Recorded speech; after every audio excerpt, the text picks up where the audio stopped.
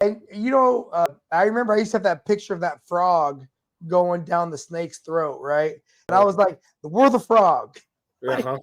there's just the odds are against because again, I don't know if you knew this because you're kind of your perspective, but the Uh-huh. GW had this big fire, Yes. right? And that was where I first got exposed to the George Washington was in the fire because Yeah. I was the carrier lead in San Diego, and so they asked me to come there.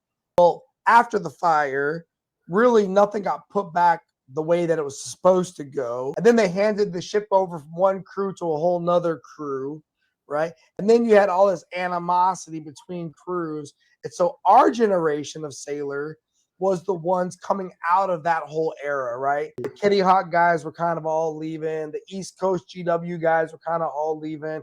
And the GW was becoming this new thing. The clock is nothing but a round thing with numbers on it.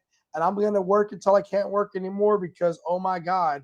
And I don't know if you knew this or not, but I was actually applying for the Command Senior Chief program. Okay. And sometime in between the earthquake and in-serve, my life just went upside down, right? And I was just like, you know what? I need to not worry about career advancement and promotion. I need to let my family know that they're my number one priority. And I need to let my division know I'm not going anywhere. And like I'm focusing on in-serve. And so I pulled that package. Okay. And I did. I pulled it. And the captain got so angry at me for doing that because they had wasted some of their capital on my progression, and that they essentially were trying to harpoon my career. But I ended up making Master Chief anyway, so it worked out, right?